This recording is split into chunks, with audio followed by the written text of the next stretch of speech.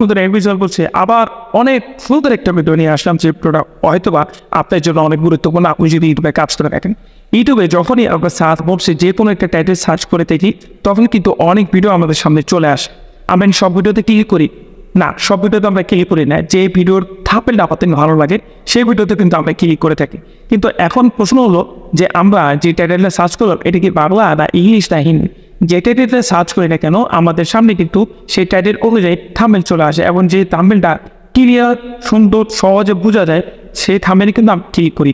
এবং সেটা কিন্তু করা হয় কেন করা হয়, যে থাম্বনেলটা ভালো বলে প্রফেশনাল থাম্বনেল হয়।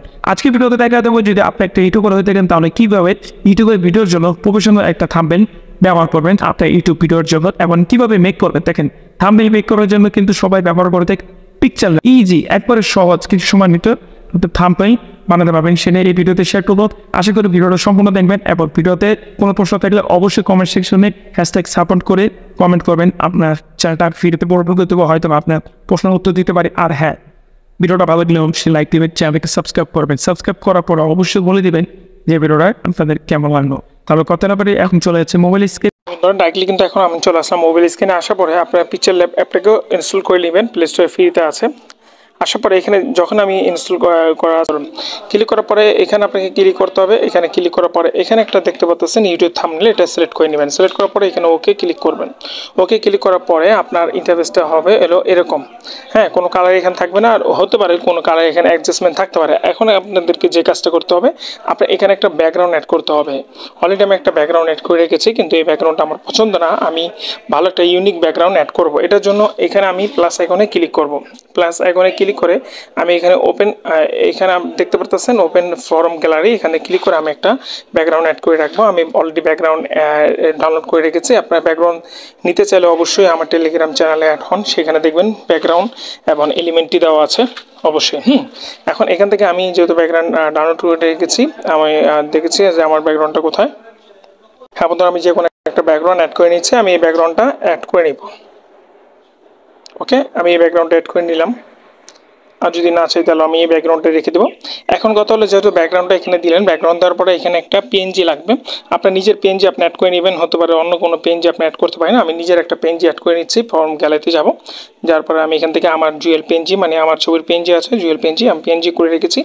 আচ্ছা, আপনারা যদি কমেন্ট করেন তাহলে কিন্তু আপনাদের জন্য পিএনজির একটি ভিডিও করব, যে আপনাদের যে ফটোসটি আছে এটা কীভাবে পিএনজি কনভার্ট করবেন অথবা জিপিজিতে কনভার্ট করবেন, কীভাবে ব্যাকগ্রাউন্ড রিমুভ করবেন।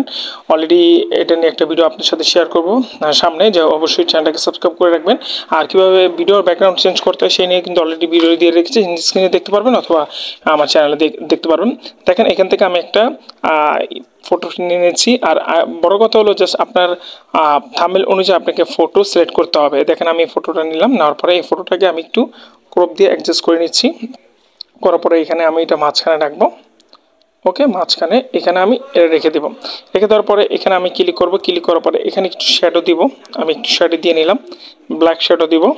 ওকে, ব্ল্যাক শ্যাডো দেবো, একটু ব্ল্যাক শ্যাডো দিব। তারপর এখানে দেখতে পাচ্ছেন আপনি হলো স্টকে ক্লিক করে আমি একটু স্টক দিব। দেখেন অলরেডি স্টকটা দিয়ে দিয়েছি। এখন এখান থেকে আমি ওকে দিব। ওকে দেওয়ার পরে যেহেতু এখানে চলে আসলো, এখন এখানে আমি একটা ক্লিক করব। ক্লিক করে এটাকে লক করব। লক করার পরে এখন আমার এই ইমেজটা এখান থেকে লড়বে না। এখন হলো একটা গ্রাফ আমি অ্যাড করব। এখন গ্রাফটা কোথায় পাবো? আপনি চাইলে কিন্তু গুগল থেকে গ্রাফ ডাউনলোড করতে পারেন, আর চাইলে এখান থেকে গ্রাফ বানাতে পারেন।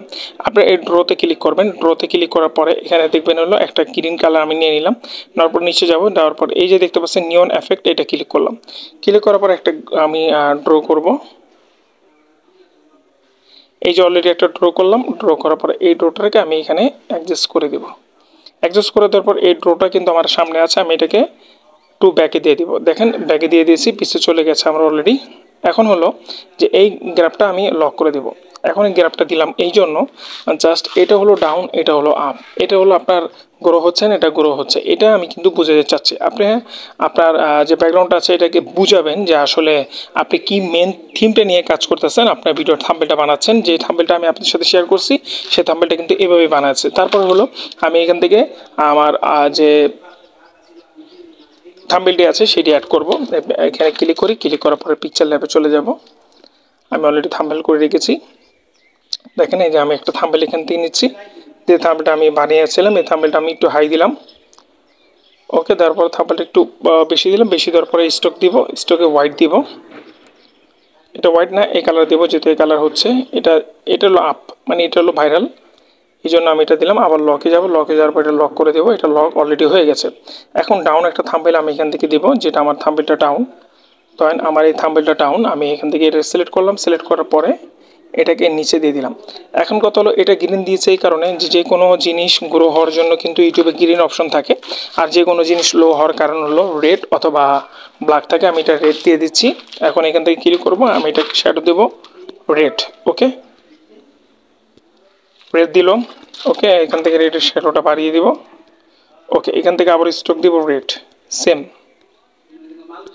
দেখেন আমি সেম কিন্তু দিয়ে দিলাম, দুটো সেম হয়ে গেল।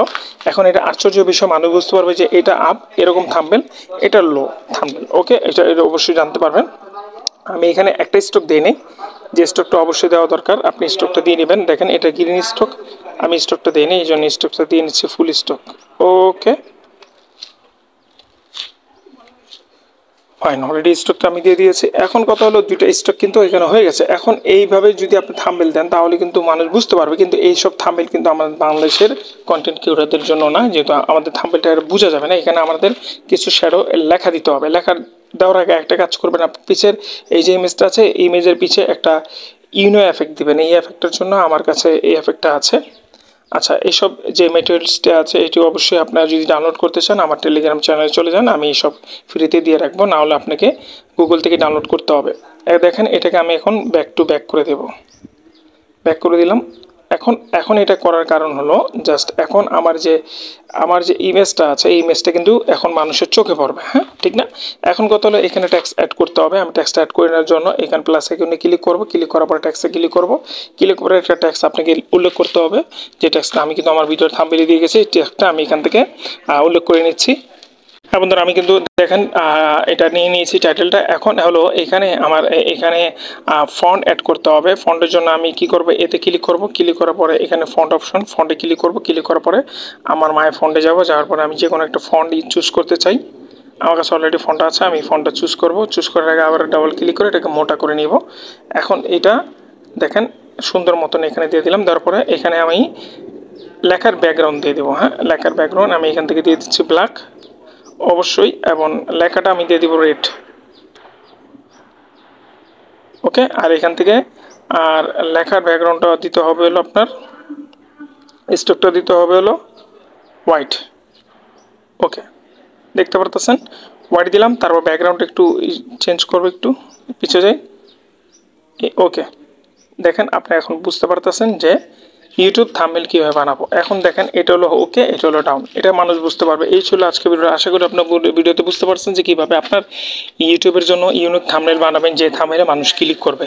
এই ছিল আজকে ভিডিওটা। ভিডিওটা ভালো লাগলে অবশ্যই লাইক শেয়ার করতে বলবেন, আর অবশ্যই ভিডিওর কমেন্টে হ্যাশট্যাগ সাপোর্ট বলবেন। আপনার ভিডিওটা আপনার চ্যানেলটা ফ্রিতে প্রমোট করে দেবো ইনশাআল্লাহ। সবাই ভালো থাকবেন, দেখা হবে নেক্সট ভিডিওতে। আসসালাম।